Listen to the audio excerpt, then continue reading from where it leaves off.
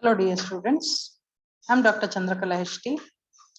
In this video, under the topic network layer, I will be teaching you routing metrics and costs and different types of routing models, out of which I will be teaching one model, static routing model. First, let's understand the meaning of routing. Routing is a process of selecting a path along which the data can be transmitted from a source node to destination node on the network. Routing is performed by a special device known as router. Router works on the network layer in the OSI model and internet layer in the TCP/IP model. Router is a networking device which forwards the packets based on the information available in the packet header and the forwarding table. The forwarding table is maintained by the router. Along with routers, routing algorithms are also used for routing the packets. Routing algorithm is a software which is responsible for decision on the optimal path through which the packet can be transmitted between the source and destination node. Routing protocols are also used to assist in the routing job. Routing protocols make use of various metrics in order to determine the best path for the packet delivery. The metrics are the standards of measurement like the hop count, bandwidth, delay, current load on the path, etc. These are used by the routing algorithm to determine the optimal path to the destination. The routing algorithm will initialize and maintain the routing table for the process of path determination in any network. Coming to the routing metrics and costs which are used. So the routing metrics and costs are very important for determining the best route to transmit data from source to destination.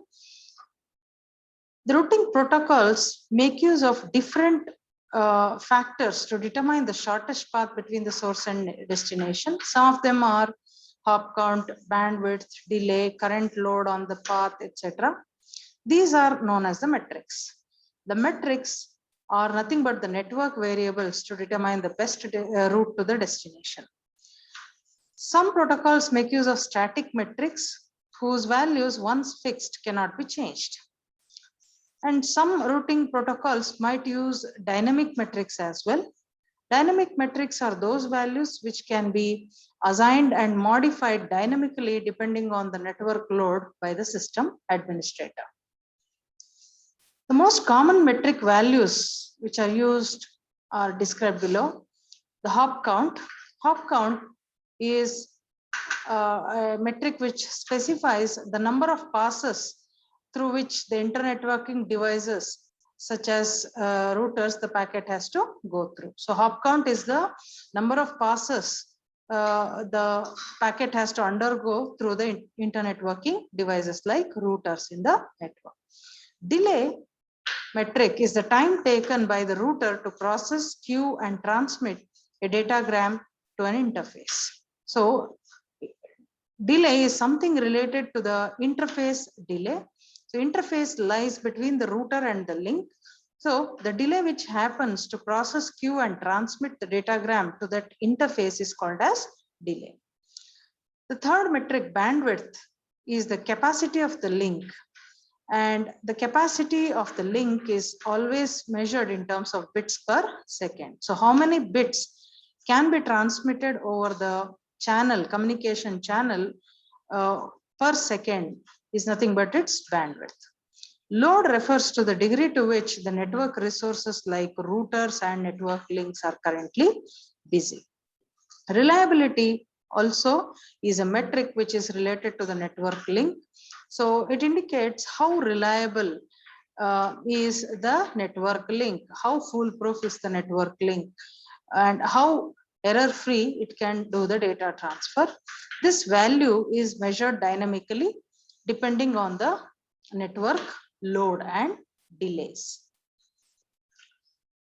Coming to the routing models, there are three types of routing models available on the network layer. They are static routing, default routing, and dynamic routing. So in this video, we will be discussing the first one, static routing. Static routing is also called as a non-adaptive routing because it's a stubborn routing.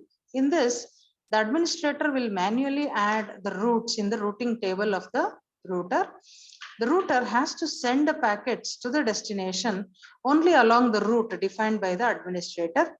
In no situation, this values in the routing table, these paths in the routing table can be altered. Hence, the static routing is highly non-adaptive, highly non-flexible. So in this routing technique, the routing decisions are not made based on the current condition or load on the network and the topology of network. They are predefined. The advantages of static routing are it doesn't have any overhead on the CPU usage of the router. Hence, a cheap router is enough for static routing purposes.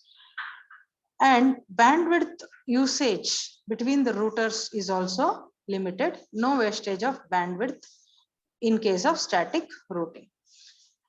The static routing also provides good security because only the system administrator is allowed to have a control over the routing in a particular network. The disadvantages of static routing are, if the network is very large, it becomes very difficult task to add each route manually to the routing table. The job of system administrator is going to be quite tough in static routing because he should have a thorough knowledge of the topology as he has to add the routes manually. So in this video, you learned about routing, the job of routers, routing metrics, and the static routing model. Thank you.